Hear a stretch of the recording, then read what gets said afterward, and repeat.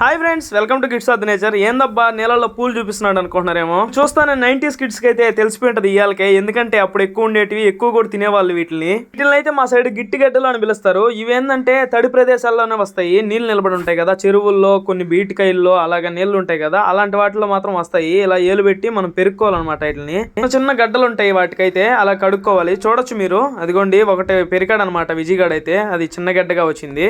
మళ్ళీ అయితే ఇంకోటి పెరగడానికి అయితే ట్రై చేస్తున్నాడు. ఆ పూలు ఉంటాయి కదా, అక్కడ చూసి మనం కనిపెట్టచ్చు అనమాట ఇక్కడ గడ్డలు ఉన్నాయని చెప్పి. ఆ పువ్వు చిన్నదిగా ఉంటే చిన్న గడ్డగా ఉంది, ఒకరంత పెద్దగా ఫ్లవర్ ఉంటే పెద్ద గడ్డగా ఉంది. చూడొచ్చు, ఇది పెద్ద గడ్డ. మళ్ళీ చూడండి ఎంత ఉందో, సేమ్ చాంగెడ్లు ఉంటాయి కదా, చాంగెడ్ల లాగే ఉంటాయి. ఫైనల్ గా అయితే ఇన్ని పెరుక్కున్నాం అనమాట. ఈ పెరుక్కోవడానికి చాలా కష్టపడ్డాము. ఇవైతే సేమ్ చాంగెడ్ల లాగే ఉంటాయి, వాళ్ళ ఫ్యామిలీకి సంబంధించినట్టు అనుకుంటా. చిన్న పెద్ద బిడ్డలు ఉంటాయి. అయితే కందగడ్డల చాంగెడ్లు ఉంటాయి కదా, సేమ్ అలాగే అయితే ఉంటాయి. అయితే కాల్చుకొని తినొచ్చు, అలాగే ఉడకబెట్టుకొని తినొచ్చు, చాలా బాగుంటాయి. నెక్స్ట్ వీడియోలో అయితే చూపిస్తాయి ఇవి ఎలా చేసాం అనేది. వీడియో నచ్చితే లైక్ చేయండి.